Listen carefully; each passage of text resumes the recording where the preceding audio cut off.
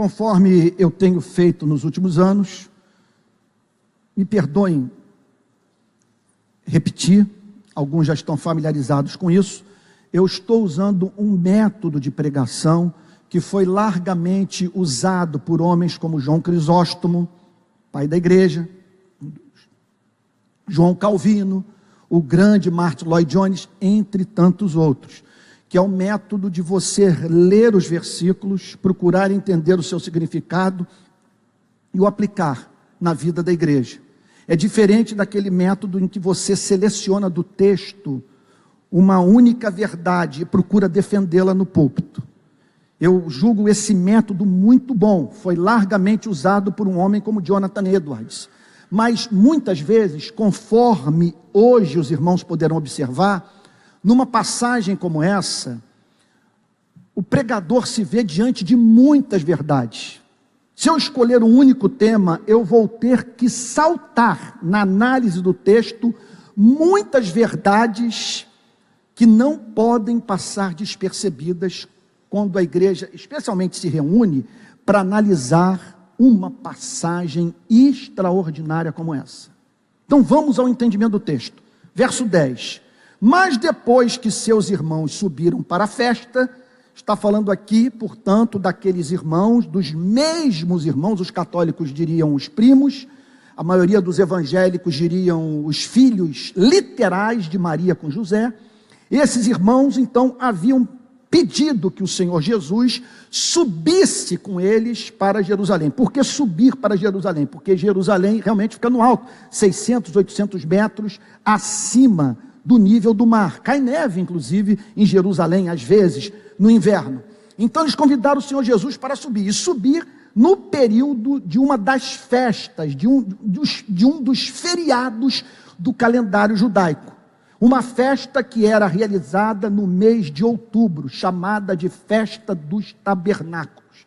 Então, lâmpadas acesas no templo, trombetas sendo tocadas, o povo literalmente acampando nas ruas, fazendo cabanas com gravetos e com folhas e com ramos, a fim de dramatizarem a travessia do povo de Israel pelo deserto. Era a festa da colheita, a última colheita do ano havia sido feita e o povo se reunia, portanto, para celebrar o amor do Deus que na sua misericórdia faz o pão chegar à mesa daquele que o serve. E os irmãos de Jesus entendiam que a ida de Jesus a Jerusalém com eles, no início da festa dos tabernáculos, seria estratégica para o Senhor Jesus obter visibilidade. Observem que nós estamos aqui no mês de outubro, na festa dos tabernáculos, mas o Senhor Jesus entendia que se ele fosse para Jerusalém, de uma forma que despertasse por demais atenção das autoridades judaicas, ele poderia ser morto. E a sua intenção era não morrer em outubro, na festa dos tabernáculos, mas 6 meses depois, na Páscoa. Então, ele decide permitir que os seus irmãos fossem na frente, a fim de que ele subisse para Jerusalém de uma forma mais discreta.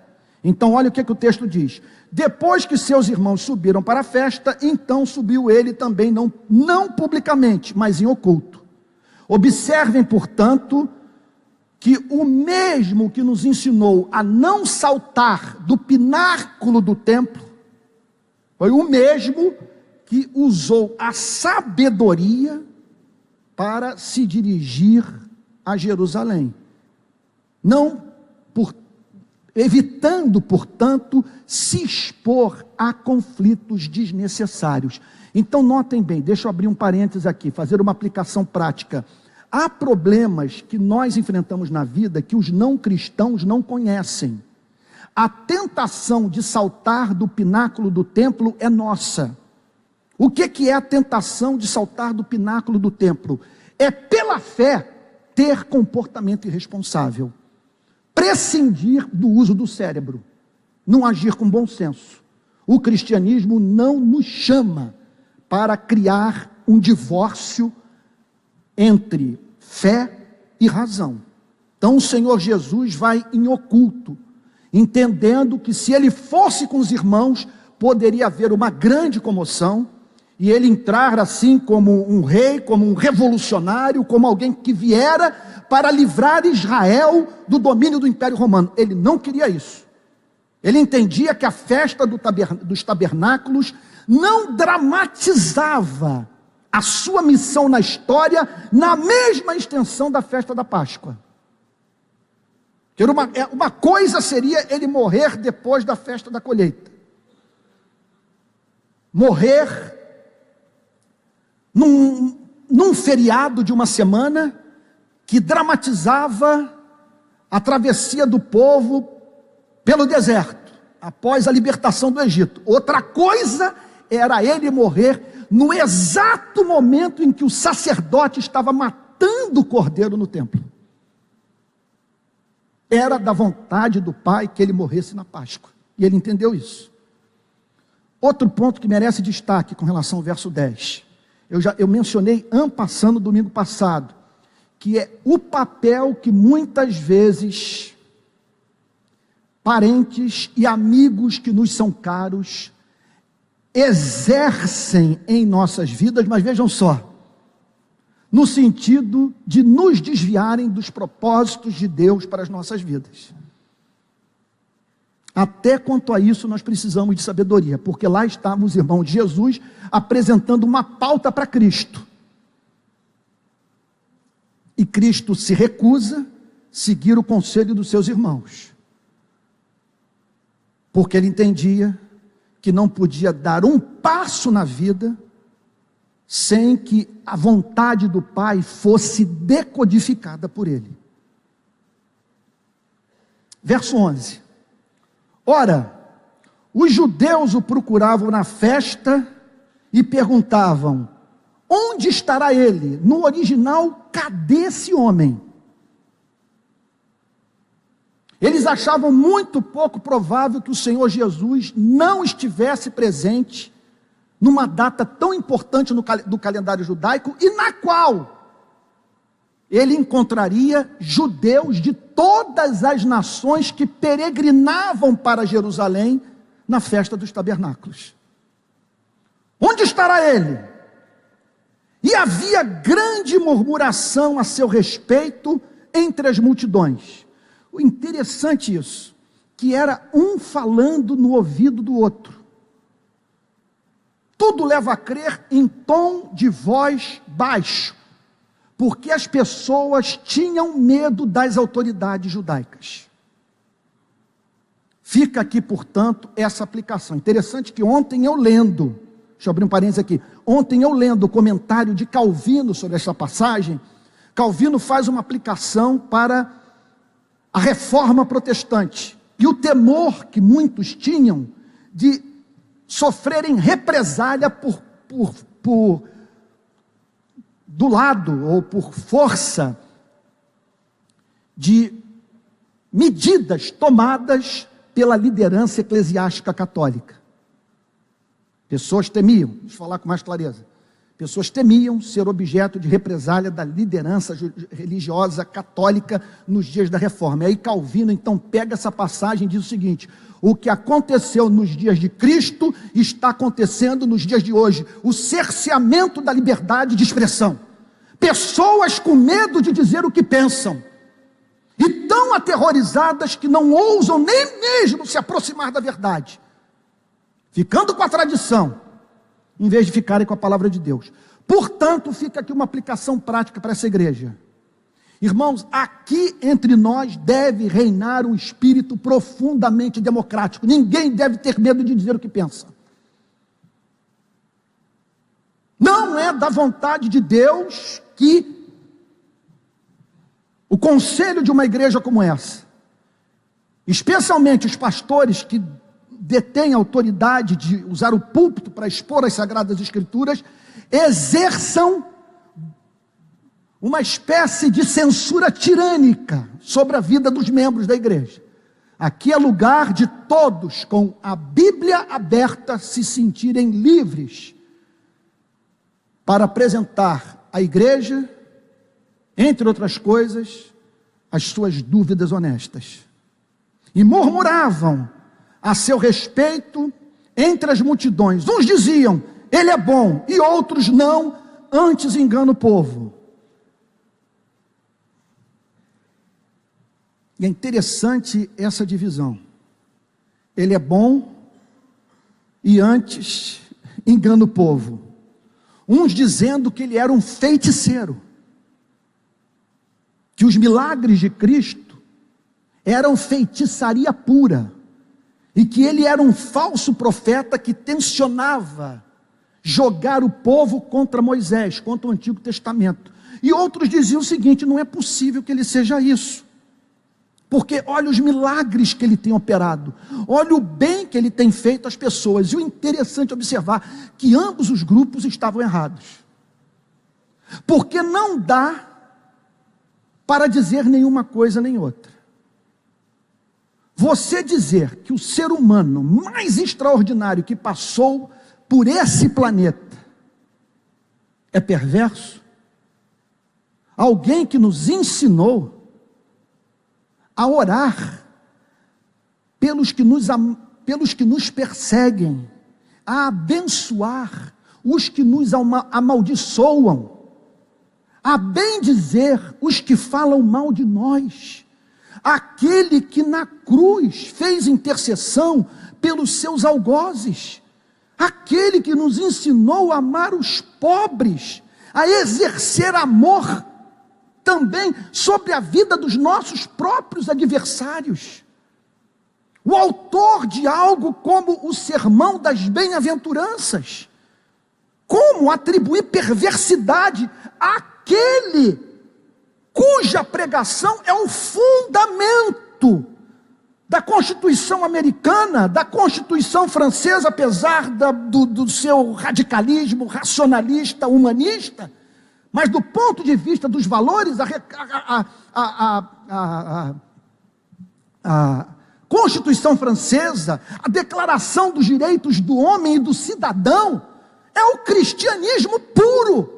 E por isso que esse tipo de documento surgiu na Europa e não na Ásia, em razão do background cristão. Você, por exemplo, pega o texto da Declaração Universal dos Direitos Humanos, é uma das pontes mais extraordinárias que eu encontro na minha relação com os movimentos sociais, a fim de falar do cristianismo, porque a Declaração Universal dos Direitos Humanos é o evangelho puro, exceto pelo fato de não anunciar Jesus Cristo como propiciação pelos nossos pecados. Então, chamá-lo de perverso é uma iniquidade. Agora, dizer que ele é bom é uma contradição.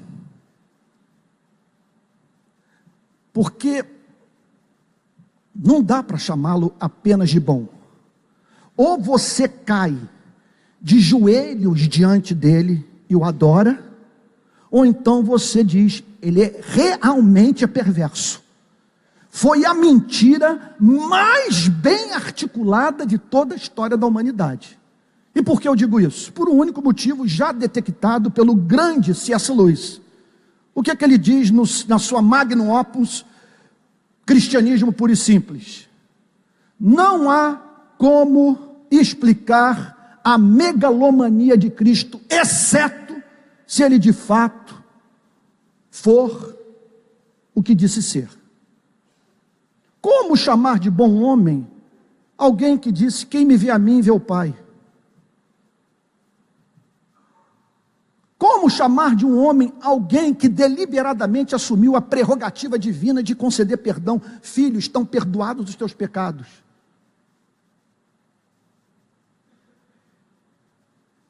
Como chamar de bom homem?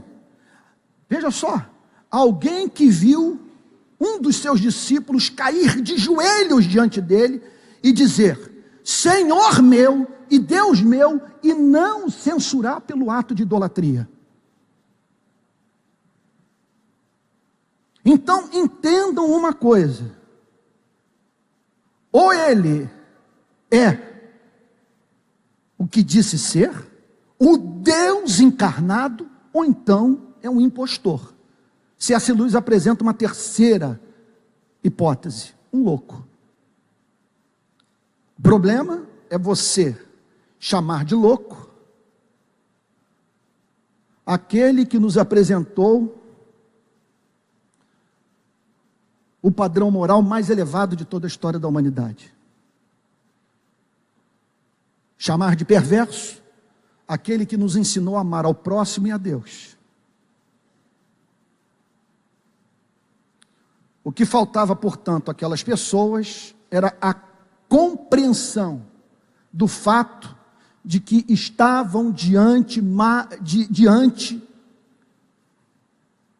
não apenas de um operador de milagres, não apenas de um rabi, de um mestre, não apenas diante de um carpinteiro. Elas estavam diante do Deus feito homem, porque Deus amou o mundo de tal maneira que se vestiu de carne, cabelo e ossos e se manifestou no tempo e no espaço à humanidade, a fim de que os homens pudessem se reconciliar com seu Criador. Verso 13: entretanto, ninguém falava dele abertamente por ter medo dos judeus. Ninguém ousava declarar amor por Cristo, fé em Cristo, sujeição moral e intelectual a Cristo, num contexto em que os padres e pastores queriam matar o Messias. Observem, portanto, que o Senhor Jesus, eu tenho dito isso a exaustão, nas exposições sobre o Evangelho de Marcos, em não poucos domingos, tratei desse tema. O Senhor Jesus Cristo foi morto por homens que, com a Bíblia aberta em suas mãos, julgaram que estavam prestando culto a Deus ao tramarem a morte do próprio Filho de Deus. Daí, portanto, a importância de haver muita transparência, de falarmos abertamente, de ninguém ter que ficar pelos cantos cochichando. Daí a importância de vocês avaliarem cada pregação minha à luz das Sagradas Escrituras. Daí a importância de sempre estarmos fazendo perguntas a essa igreja e fazendo também com que esta igreja passe por reformas ininterruptas, porque é possível uma instituição como essa se transformar no decorrer do tempo no seu oposto. Nós temos que exercer, portanto, muita vigilância, porque foi gente como nós que matou Jesus Cristo. Verso 14. Agora nós estamos começando a subir o Everest. Corria já em meio à festa, portanto o Senhor Jesus não chegou no início da festa, chegou no meio da semana. E Jesus subiu ao templo e ensinava. Por algum motivo ele julgou que esse era o caminho, certamente o Pai o orientou, e ele não viu na decisão de chegar no meio da semana e se dirigir ao templo alguma coisa que pudesse desviá-lo do propósito do Pai. E ele é encontrado no templo ensinando. Então, permita-me fazer uma aplicação. Observem, estou aqui seguindo literalmente o método de Calvino, não estou inventando nada. Ler o texto, procurar entender o seu significado, extrair a verdade e aplicar.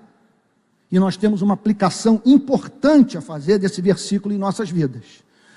Observe que na nossa igreja, nós passamos mais tempo no domingo ensinando do que botando as mãos sobre as cabeças das pessoas e orando por elas, ou fazendo apelos para que venham à frente a fim de encontrarem uma libertação espiritual no momento de súplica. Há espaço para a oração intercessória. Acabei de, conforme os irmãos puderam observar, interceder pela igreja. juntamente com os demais irmãos que se uniram a mim na súplica.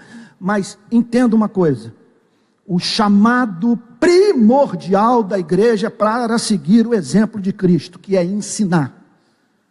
Então não veja Jesus como alguém que tem um milagre a operar na sua vida, apenas. Veja Jesus como alguém que tem algo a comunicar à sua mente, que tem verdades a lhe ensinar. Então observem que ele sobe ao templo e ensina, e abre o Antigo Testamento, e ajuda aquelas pessoas a entenderem a verdade revelada. Verso 15. Então os judeus, isso é uma experiência impressionante. Então os judeus se maravilhavam, muito provavelmente até um líder religioso ou outro. Mas os judeus se maravilhavam e diziam, as pessoas não conseguiam ficar caladas. Estavam diante de um enigma. É um feiticeiro, é um embusteiro, é um falso profeta, é um bom homem, é um operador de milagres. Longe de oferecerem a resposta concreta. Deixa eu falar mais aqui, abrir mais um parêntese. Como que as religiões podem ser comparadas, portanto, à matemática? Você tem uma resposta única para a equação. 4 mais 4 igual a 8. Quem disser 5 errou. Quem disser 6 errou, mas está mais próximo da verdade. Então, ali estavam aquelas pessoas, diante de um fato concreto. Aqui está este rapaz de 33 anos, nascido em Campina Grande, na Paraíba. Vindo do interior.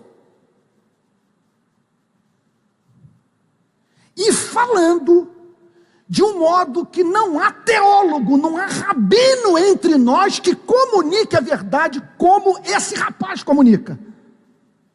Por isso o texto diz, eles se maravilhavam.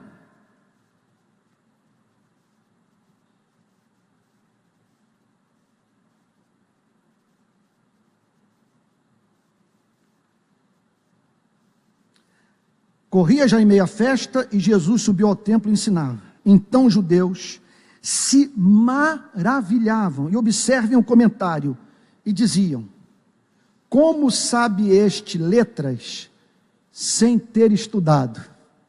Eu amo essa declaração, porque eles estão dizendo o seguinte,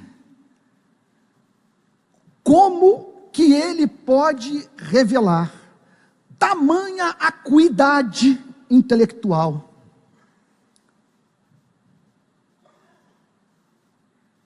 Expor o Antigo Testamento de modo tão profundo e comunicar a verdade de modo tão original, sem ter passado por um seminário teológico, sem ter o grau de doutor, não passou pela Harvard, por Princeton, ou, falando do ponto de vista da ortodoxia, por Westminster. E outro ponto, e quando ele prega, ele não faz o que os rabinos fazem. Nos exames que eu fiz dessa passagem, os historiadores, os comentaristas bíblicos são unânimes em dizer que era prática entre os rabinos do tempo citar as autoridades do passado. Então, eles não tinham ideias próprias. Nesse ponto eu gosto mais de Pascal do que de muitos desses teólogos que não conseguem construir um parágrafo sem em seguida apresentar, sabe, a declaração de alguém que disse alguma coisa relevante em algum tempo na história. Pascal dizia o seguinte: eu não vou botar essa gente para falar o que eu posso falar por mim mesmo. É interessante, outro dia um amigo meu conversava comigo, ele dizia a seguinte coisa, que Pascal foi um homem de poucos livros. Ele não leu muito, mas era um gênio. E aproveitou bem o pouco que leu, enquanto que tem gente que lê muito e não aproveita nada. Então o que acontecia? Um rabino se levantava e ele dizia: assim falou John Stott, assim falou Martin Lloyd Jones, assim falou Jonathan Edwards, assim falou Calvino, assim falou Lutero. E o Senhor Jesus, sem se fazer valer da autoridade, da tradição, comunica com uma absoluta originalidade, de modo claro, de modo sincero, de modo honesto a verdade, e as pessoas dizendo: olha, não sabemos o que falar com ele, o que nós sabemos é o seguinte: ele engole a todos os rabinos, ninguém prega como ele. Não é técnica de púlpito, não é que ele é versado em história da igreja ou história da teologia. A coisa flui, a coisa vaza. Como sabe este letras sem ter estudado? Eles estavam dizendo o seguinte: como é que essa criatura, criada em Nazaré, consegue falar com mais excelência do que aqueles que frequentaram as escolas rabínicas aqui de Jerusalém? Era isso que eles estavam dizendo.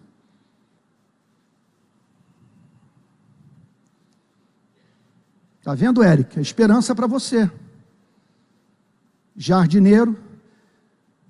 E há pouco tempo eu disse para você: em nome de Jesus, você agora vai cuidar do jardim de Deus na favela. Você vai cultivar espíritos humanos. E Deus pode fazer isso, porque Ele não está em busca, conforme alguém já disse, de grandes talentos, mas de homens e mulheres que se coloquem totalmente em suas mãos. Então observem que não há nada nessa passagem que nos estimule ao obscurantismo, que nos estimule a desmerecer a reflexão teológica e o conhecimento do que o Espírito Santo comunicou à igreja nesses 2000 anos de história do cristianismo. Como pregador, a aplicação que eu faço dessa passagem é a seguinte: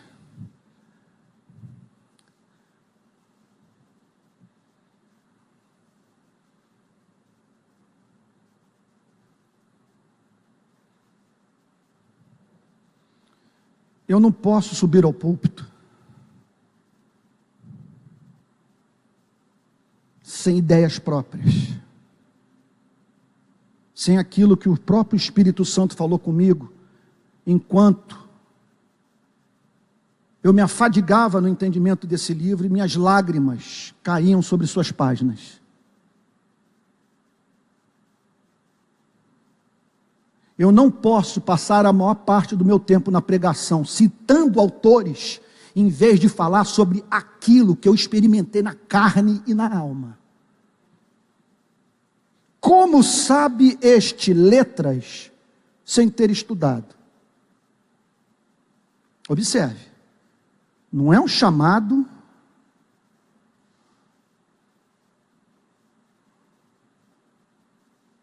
para o pregador ou para o crente deixar de usar o cérebro, se afadigar em pesquisa, e ser humilde o suficiente para saber que as luzes recebidas por outros irmãos podem nos ajudar a entender de uma forma mais profunda o texto das Sagradas Escrituras.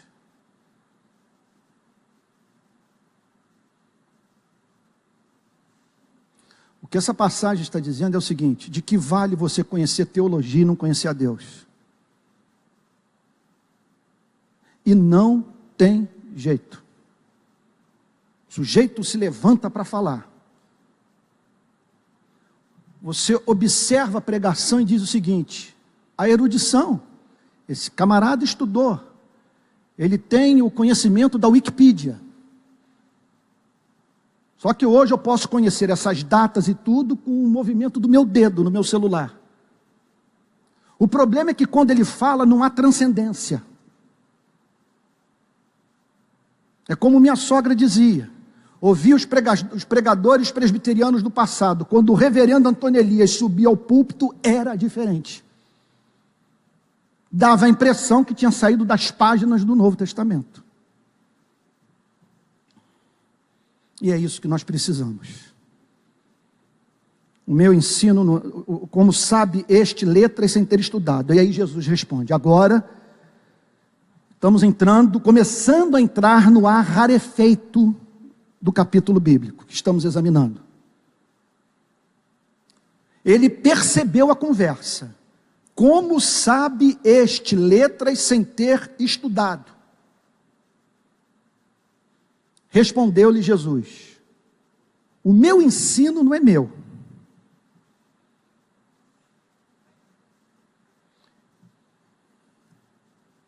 Eu não estou aqui para apresentar minhas ideologias favoritas. Eu não estou aqui pregando para acadêmico.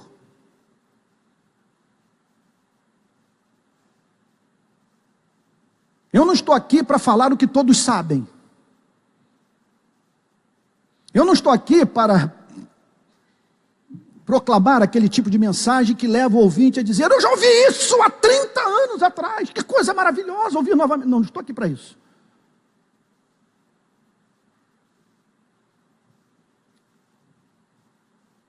O meu ensino não é meu.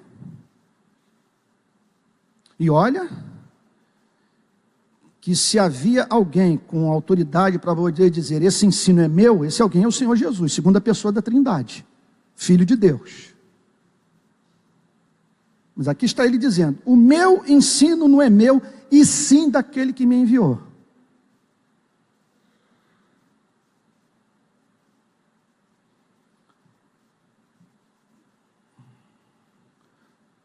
O que ele está dizendo é que ele se levantava para falar,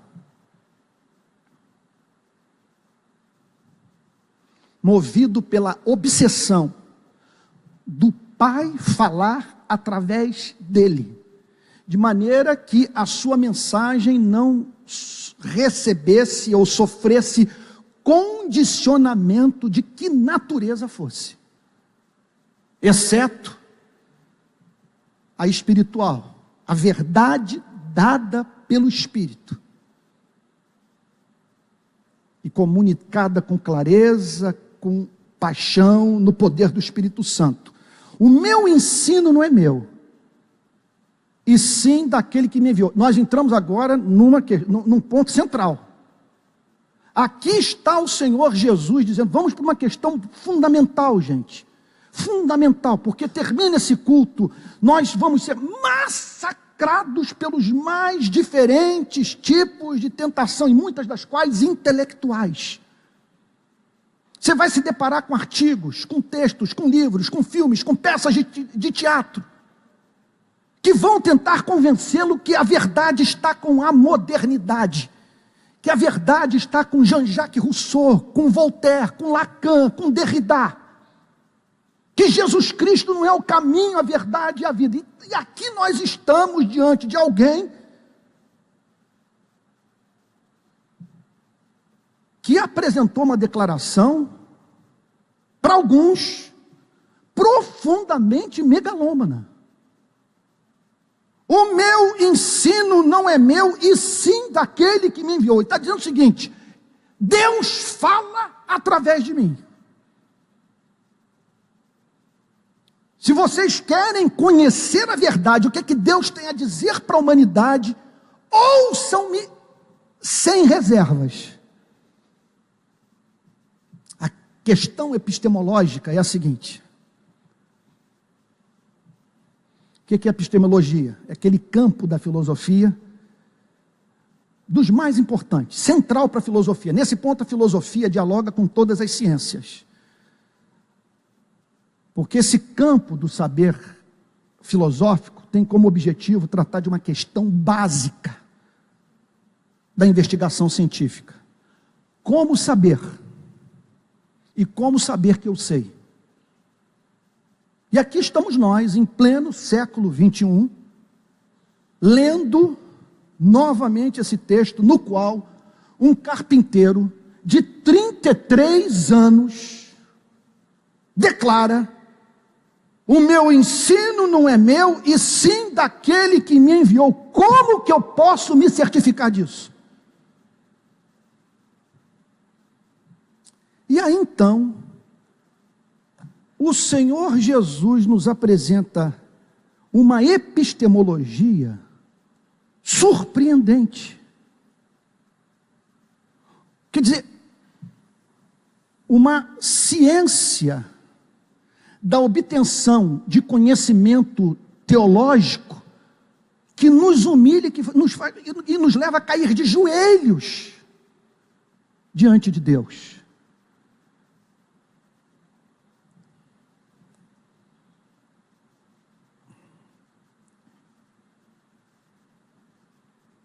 No verso 17, me parece que agora nós estamos nessa esfera rarefeita. Espero que você não sinta o que eu senti juntamente com o Tony, com a Kátia, com a Adriane, o mal da montanha lá no Chile, quando 5.000 metros de altura, numa cidade da Cordilheira dos Andes, eu fiquei sem ar.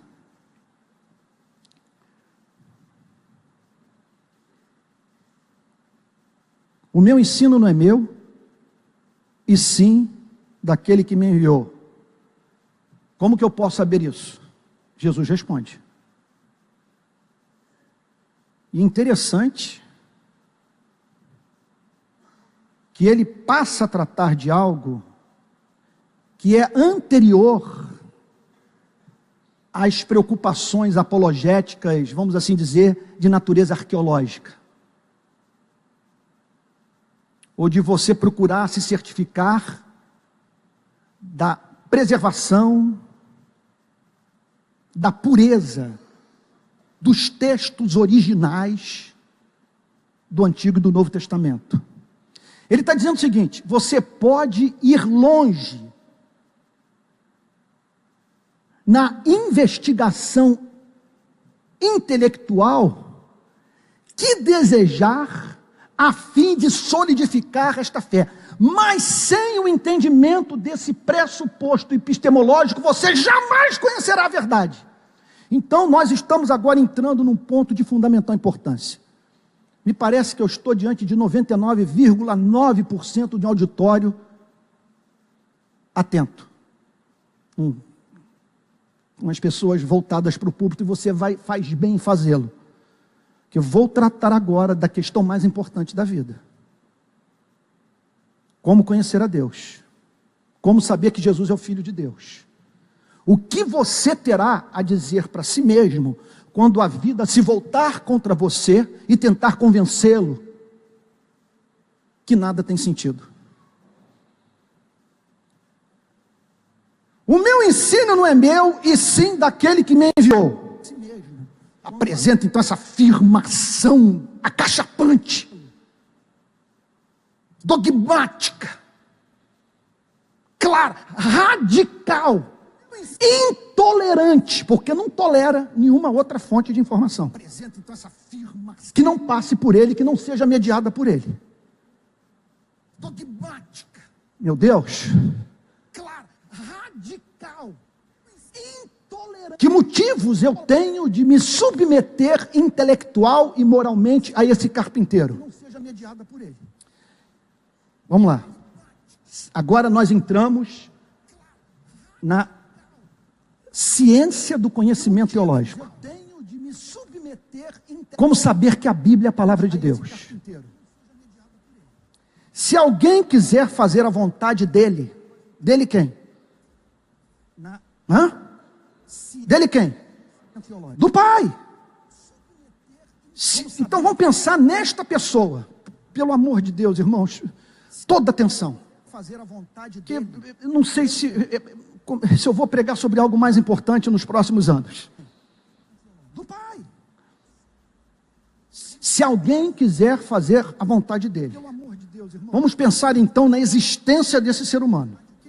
Não sei se eu vou pregar sobre algo mais importante. Você está vivendo muito bem. Quem sabe passou por duas desgraças diferentes.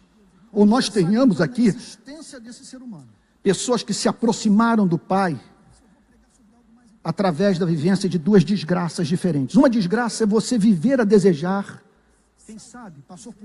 o que a vida lhe nega conceder. Isso causa muito sofrimento, a ponto do livro de Provérbios dizer: a esperança que se adia faz adoecer o coração. Mas tem uma desgraça pior do que essa: você conquistar tudo o que desejou e continuar experimentando na alma uma ansiedade crônica, um desassossego, que é um verme a importuná-lo dioturnamente. Ganhou o mundo, mas perdeu a alma. Um buraco foi formado no seu espírito. Você conquistou as coisas, olhou para elas e disse: agora regala-te, ó minha alma. Conquistastes tudo que desejastes, obtivestes visibilidade. Tem segurança. Aí vem uma vozinha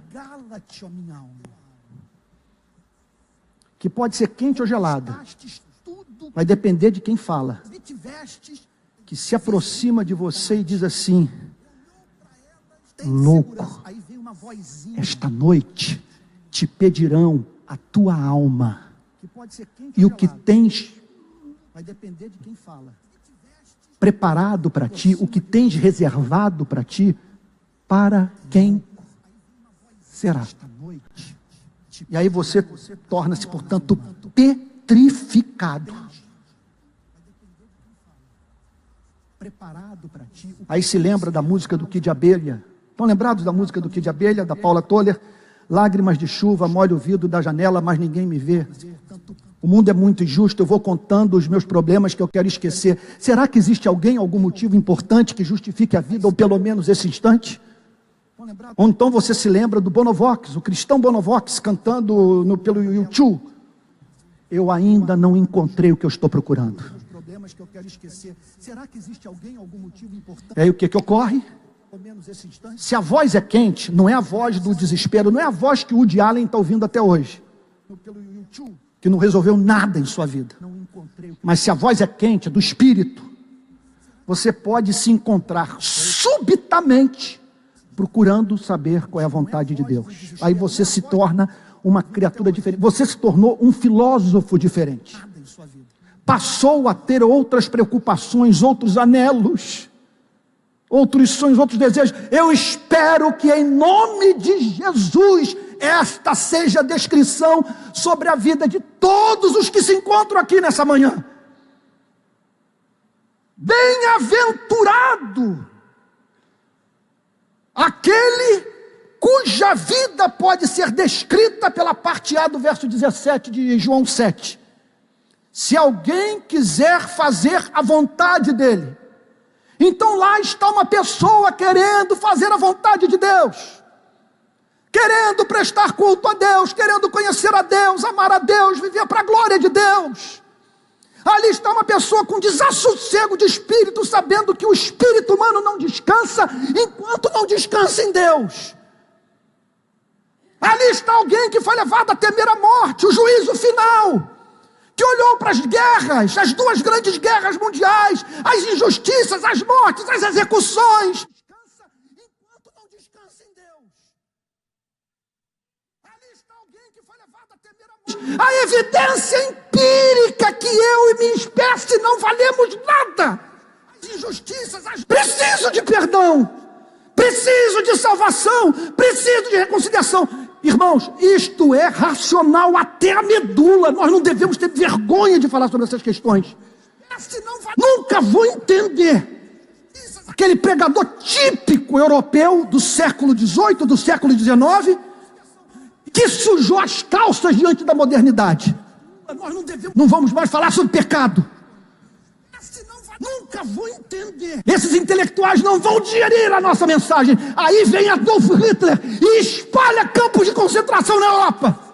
Martin Lloyd Jones diz a seguinte coisa: as duas grandes guerras mundiais foram o juízo de Deus sobre a Europa. Nunca vou entender. Esses intelectuais... Os templos viraram pubs. Os pastores não pregavam mais, eles dialogavam. Campos de concentração na Europa. Martin Lloyd Jones... Uma raça de covardes. Por isso que a Europa está nesse fundo de poço. Deus sobre a Europa. Vai encontrar culto de adoração a Cristo em Paris, em Amsterdã, em Estocolmo. Uma raça de covardes. Por isso que a Europa está nesse fundo de poço. E aí então essa pessoa passa por essa crise e ela é encontrada. Essa é a descrição sobre a vida dessa pessoa. Você olha para ele, quem ele é? É engenheiro, é médico, é lixeiro, é professor, é casado, é solteiro, não importa, mas há algo e aí, então, essa pessoa intimamente ligado à identidade dessa pessoa. Ela procura fazer a vontade de Deus. Ela quer saber quem é Deus. Como viver para a glória de Deus. Ela passou pela experiência da regeneração. Aí o que o Senhor Jesus diz? Olhem só agora, pelo amor de Deus, entenda o ponto. Aqui está o calvinismo sendo destilado. Aqui a fé reformada na boca do Senhor Jesus. Da regeneração. Se alguém quiser fazer a vontade dele, conhecerá a respeito da doutrina. Aqui está o calvinismo sendo destilado. É incrível, porque se nós formos partir para as ciências exatas, se nós formos partir para aquele tipo de investigação científica que se dá num laboratório, nós não vamos ver esse tipo de coisa. É incrível, porque se nós eu não preciso me converter ao sapo de investigação científica que se dá num laboratório, nós não vamos ver esse tipo para fazer uma boa biologia, uma boa zootecnia, tá certo? Não preciso me converter ao sapo de investigação científica. Eu não preciso amar baço para fazer uma boa biologia. Intestino, estômago, zootecnia, tá certo? Não preciso me converter ao útero ou à próstata de alguém. Eu não preciso amar baço para fazer boa medicina. Para fazer uma boa biologia. Só que o que o Senhor Jesus está dizendo é que quando o assunto é teologia, não há epistemologia sem conversão. Ao útero, o que ele está dizendo é o seguinte: se você buscar fazer a vontade de Deus, você conhecerá a respeito da doutrina. O que o Senhor Jesus está dizendo é que o que significa o seguinte: o cristianismo só é racional para quem está do lado de dentro. Para quem está do lado de fora é um completo absurdo. Se você buscar, essa pessoa tem que estar do lado de dentro, querendo fazer a vontade de Deus. E aí então o que ocorre? No movimento inicial, ela é impactada pela verdade que o Espírito Santo aplica no seu coração. E no processo, ela descobre, ela percebe, ela se torna convicta do fato de que a mensagem de Cristo é a exata manifestação da vontade do Pai. E no processo, ou da verdade do Pai, que o Pai quer comunicar à humanidade. Se alguém quiser fazer a vontade dele, conhecerá a respeito da doutrina. É a exata manifestação. Você está entendendo o ponto? Da vontade do Pai. E no processo, vai perceber se a doutrina é excelente. Mas outros testes poderão ser aplicados. Vocês estão entendendo o ponto, gente? Talvez você esteja pensando o seguinte: mas meu Deus, se eu pudesse ler mais, se eu tivesse tempo para estudar apologética, se eu pudesse ser versado em C.S. Lewis, em Jonathan Edwards, em René Descartes, ou sei lá, ou Blaise Pascal, talvez você conhecesse Agostinho, se tivesse acesso ao método aristotélico, quem sabe eu poderia ter uma fé solidificada. Mas o que você está dizendo é que você jamais terá esse livro como palavra de Deus enquanto você não nascer de novo, enquanto você não for encontrado querendo fazer a vontade de Deus. Você tem que estar do lado de dentro para apreciar o cristianismo. Olha, para mim, nada na vida me ajuda mais a entender o ponto, vocês me perdoem por ser repetitivo na ilustração, do que o tal do gosto que as pessoas têm por vinho. Você tem que estar do lado de dentro, você está numa roda, você vê os seus amigos, todo mundo celebrando, olha esse vinho, gosto aveludado, você não percebe a terra, sei lá, o carvalho, e vão mencionando, sabe, a terra de onde o vinho veio, até onde, sabe, o tipo de barril em que o vinho foi armazenado. Vai explicar isso para mim? Se você me botar Coca-Cola normal, Coca Diet, Pepsi, eu vou poder te dizer. Com vergonha, com constrangimento eu te digo isso. Mas não entendo nada de vinho. E para você se tornar um bom enólogo, apreciador do vinho, você vai ter que estar do lado de dentro. E quem por algum motivo não conhece esse prazer, não vai entender o funcionamento da sua cabeça e como que você pode gastar tanto tempo e dinheiro com isso. Talvez nem experimentando a pessoa chegue também a entender como que você pode gastar tanto tempo e dinheiro com isso. Então você tem que estar do lado de dentro. Aí olha o que ele prossegue dizendo: se ela é de Deus, ou se eu falo por mim mesmo. Se é de Deus, ou se eu falo por mim mesmo. Porque se Deus não está falando, tem alguém falando. O que Jesus está dizendo é o seguinte: se você estiver do lado de dentro, o que é estar do lado de dentro? É ter fome e sede de justiça. Se você tem fome e sede de conhecer a Deus, ser justo, de viver para a glória de Deus, você vai perceber a excelência da verdade. Você vai ter um contato estético com esse livro. Você vai perceber que esse livro se autentica, que a sua beleza, a sua majestade, o seu poder transformador manifestam a assinatura divina na Bíblia. E aí então você perceberá se a palavra de Deus, se a Bíblia, se as Escrituras, se o Evangelho são produção humana ou produção divina, ou revelação divina. Verso 18, último versículo da manhã. Quem fala por si mesmo? Quem é o que fala por si mesmo? Quem fala por si mesmo? Foi violentado por um padre. Viu o pastor sair com sua mulher. Passou a odiar o cristianismo. Passou a falar por si mesmo. Abraçou uma ideologia política. E como Peter Berger, sociólogo alemão, tem dito extensamente, quando você remove Deus, você tem que sair em busca de um ídolo que ocupe o lugar do Criador na sua vida. E na vida de muitos, este ídolo se chama ideologia política.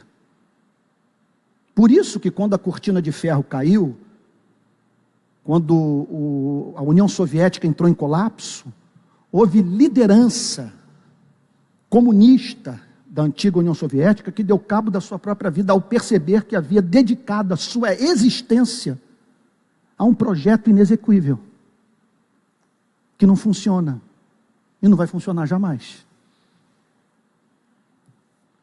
Então, aqueles que falam por si mesmos, preste atenção, Michel Foucault foi no ponto da questão, e nesse ponto a modernidade, a pós-modernidade ou a modernidade tardia nos ajuda muito. Jogo de poder. O que ensina está trabalhando para alguém. Está servindo a um conjunto de ideias que lhe é interessante.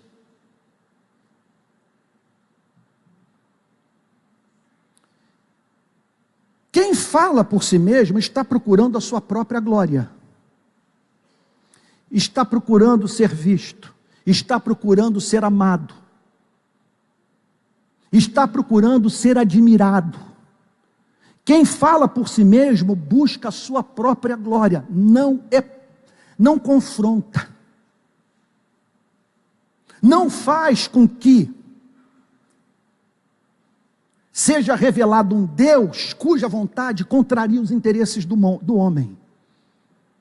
Quem fala, é uma pena que eu já me alonguei demais, eu estou olhando aqui para o cronômetro, tem que terminar a pregação. Não tem jeito, mas era para nós ficarmos o dia inteiro no verso 17. Se alguém quiser fazer a vontade dele, obedecerá, conhecerá a respeito da doutrina, se é a lei de Deus ou se fala por mim mesmo. Verso 18. Quem fala por si mesmo está procurando a sua própria glória. Então, nesse sentido, muito embora os lógicos estejam certos em dizer que nós não devemos usar o chamado argumento ad hominem, pois a verdade pode estar até mesmo na boca de Satanás, em não poucas ocasiões, nós entendemos o porquê de determinadas pessoas ensinarem determinadas coisas, olhando para a sua biografia. Quem fala por si mesmo está procurando sua própria glória, mas o que procura a glória de quem o enviou, esse é verdadeiro e nele não há injustiça. É aqui o Senhor Jesus está apresentando um teste para você saber onde está a verdade nesse mundo de trevas. E o que o habilita a se certificar do fato de que o Evangelho é palavra de Deus. O que o Senhor Jesus está dizendo? Ele está dizendo o seguinte, que o teste é muito óbvio, é muito claro, é singelo. Que conjunto de proposição glorifica mais a Deus, exalta mais a Deus, torna o homem mais embasbacado diante de Deus, faz com que o homem dependa mais de Deus, ame mais a Deus, porque se ocorre o contrário, se na pregação o homem é exaltado, e nós passamos a ter pena de Deus, alguma coisa está errada com essa pregação.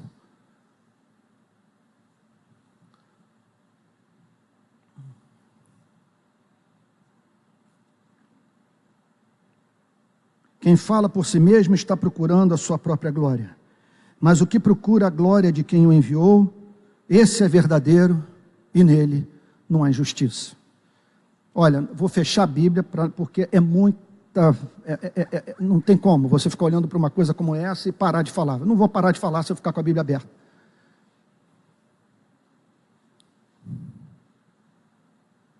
Aí se você me perguntasse, então Antônio, por que você é pastor?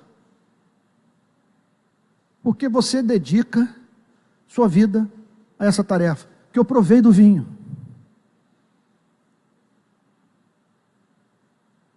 Eu, com 20 anos, entrei em crise, me perturbei, quis entender o sentido da vida.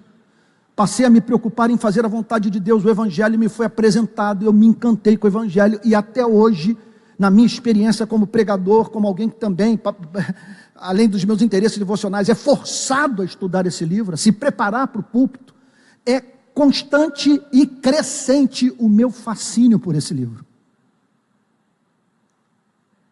Conforme se costuma dizer, faço minhas as palavras de C.S. Lewis. Eu acredito no cristianismo como eu acredito no sol. Não porque eu possa vê-lo, mas porque através dele eu posso ver todas as coisas. Não há nada que me ajuda mais a entender a vida do que o Evangelho de Jesus Cristo. E aí então, notem bem, vou concluir agora em 1 minuto.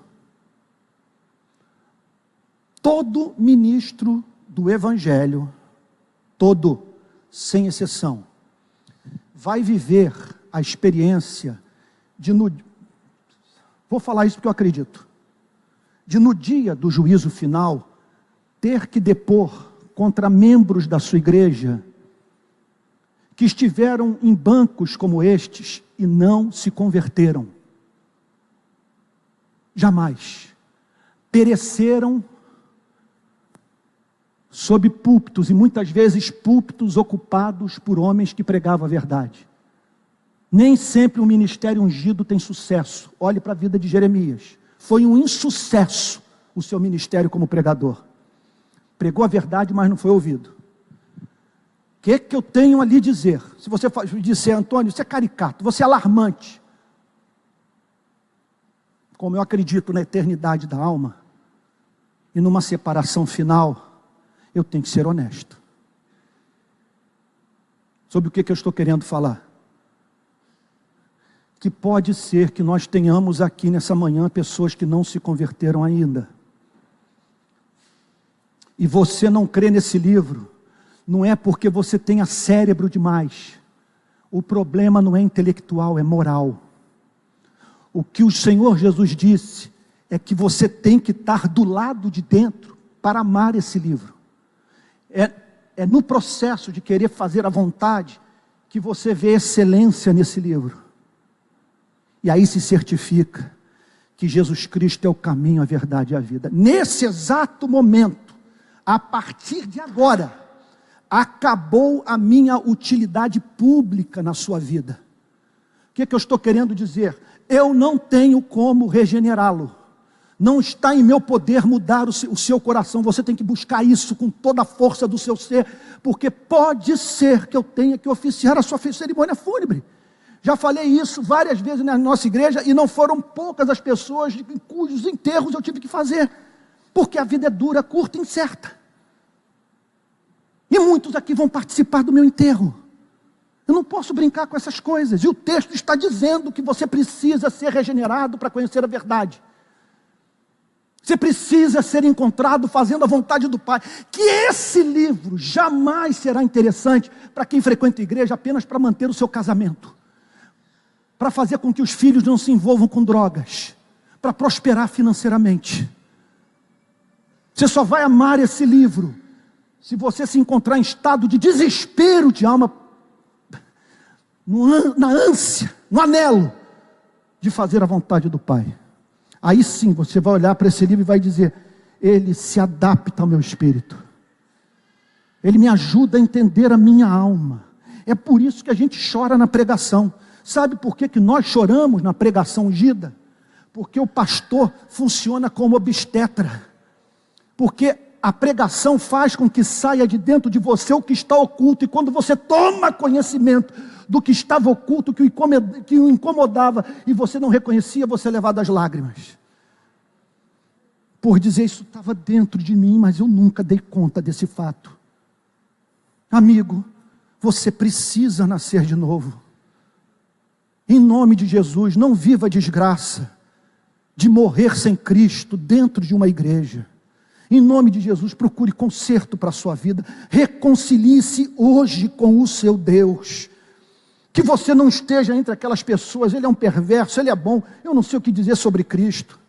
E é claro que há testes que você pode aplicar à sua vida para saber se você é crente ou não. Sobre o que você conversa. Qual é o tempo que durante a semana você gasta com este livro? Esse é o teste, para você saber se você é crente. Você ama esse livro? Você dedica tempo à sua alma? Você hoje pode se dizer a seu respeito: você é alguém que está buscando fazer a vontade de Deus? Mil perdões por ser tão direto, franco, para alguns até mesmo duro. Mas ninguém vai poder dizer que não passou por essa igreja um pastor que pregou a palavra de Deus com clareza e que chamou as pessoas a se arrependerem dos seus pecados. Vamos ficar de pé? Vamos orar?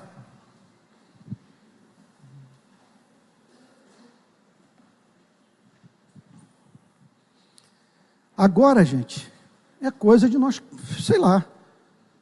O que nós vamos fazer? Não depende de nós isso. Isso é graça. O que nos cabe agora é clamar. Como o rei Davi, depois de ter levado Batseba para a cama: crie em mim um coração puro. Se o Senhor não fizer isso, eu não vou me livrar da minha natureza de bode. Eu vou continuar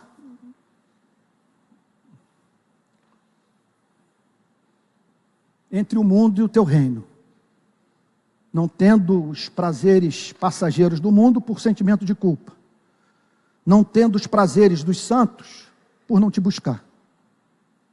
Um limbo horroroso, que tem feito com que muitas pessoas procurem psicólogos e até mesmo psiquiatras. Porque isso aqui só é bom, só funciona na vida de quem se converteu. Quem não se converteu, isso aqui é muito chato. Se você não é crente, eu não sei como que você pode suportar vir para cá. Isso é o fim do mundo, isso aqui. Agora, se você ama, todo mel é doce, todo amargo é doce. Que você veja só, você está com fome e sede, a água lhe foi apresentada, o pão da vida, você tem fome.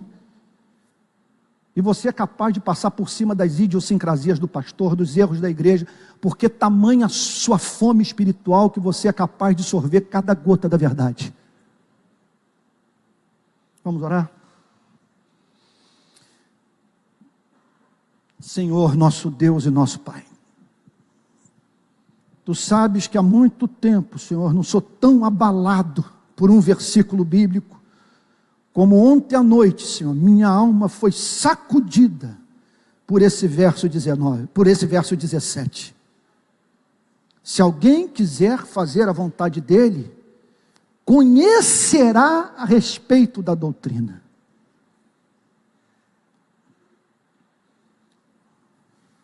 Senhor querido, só temos uma oração a fazer nesse encerramento de culto. Regenera aqueles que aqui se encontram e que não nasceram de novo, a fim de que eles vejam excelência na Tua palavra, contemplem a glória do Pai no Evangelho do Filho. Que a graça do Senhor Jesus Cristo, o amor de Deus o Pai e a comunhão do Espírito Santo sejam com cada um de vós, desde agora e para todo sempre. Amém. Bom dia a todos, vão com Jesus.